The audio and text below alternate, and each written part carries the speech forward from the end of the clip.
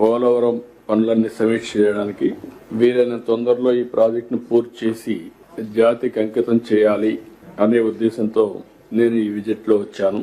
First మీరు చూస్తే new diagram wall, మీకు అందరికి ఒక ఐడియా ఉంది.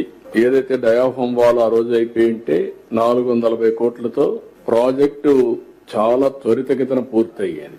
ఎగ్జాక్ట్ గా 2020కి పూర్తి చేయాలని టార్గెట్ పెట్టుకున్నాం.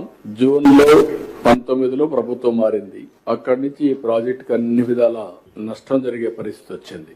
ఈ డయాఫామ్ వాల్ ని కాపాడుకోవాల్సిన ప్రభుత్వం ఏజెన్సీని ఉన్నపళంగా మార్చడం, ఆల్టర్నేటివ్ అరేంజ్మెంట్ చేయకుండా పోవడం, ఇంజనీర్లు మార్చడం, ఫైనల్ గా ఇది పోయిన తర్వాత కూడా అనలైజ్ చేయలేని పరిస్థితికి వచ్చారు. తర్వాత ఐఐటి హైదరాబాద్ కి అప్పచెప్తే సెంట్రల్ గవర్నమెంట్ వాళ్ళు ఎస్టాబ్లిష్ చేసిన తర్వాతనే వీళ్ళు డయాఫామ్ వాల్ పోయిందని గుర్తించలేని పరిస్థితి వచ్చింది.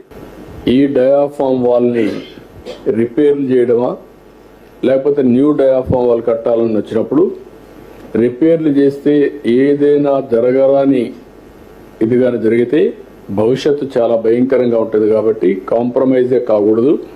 కాబట్టి కొత్త డయాఫామ్ వాల్ కడదామని ఆ డయాఫామ్ వాల్ కండెమ్ చేసి కొత్త డయాఫామ్ వాల్ కట్టే పరిస్థితికి వచ్చారు.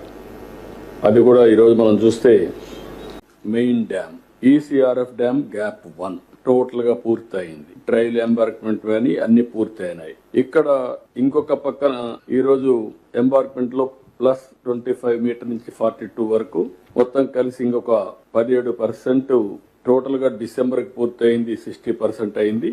ఇప్పుడు మళ్ళీ క్యుములేటివ్ గా మొత్తం కలిసి 1.41 అంటే 17%.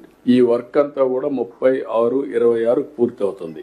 బ్యాలెన్స్ క్వాలిటీ అంతా కూడా ఈ వర్క్ అంతా అప్పటికు నెక్స్ట్ ఈ సంవత్సరమే జూన్ కంతా పూర్తి అవుతుంది. రెండోది ఎస్సీఆర్ఎఫ్ dam gap 2.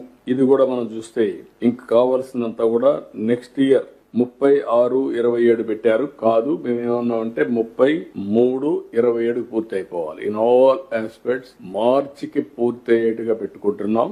Rehabilitation, R&R, land acquisition, land to land, everything every month program పెట్టుకుని నెక్స్ట్ ఇయర్ 12 months లో పూర్తి చేయాలని ఒక టార్గెట్ ఇచ్చాం కలెక్టర్స్ కి. అదే మరి కొండే టీమ్ కి, ల్యాండ్ ఎక్విజిషన్ టీం వీళ్ళందరికీ ఇవన్నీ కూడా పూర్తి అయిపోతాయి. అంటే మీకు కావాల్సింది R&R, ఇంకొక పక్క ప్యాకేజ్, దానికి చేయాల్సిన ప్రొసీజర్స్ అని కంప్లీట్ చేయడం, ల్యాండ్ టు ల్యాండ్ ఇవ్వాలంటే ల్యాండ్ టు ల్యాండ్, ఇల్లు కట్టుకోవాలంటే మనం కట్టియడమా వాళ్లే కట్టుకుంటామంటే ఏం చేయాలో అన్ని నిర్ణయాలు చేశాం.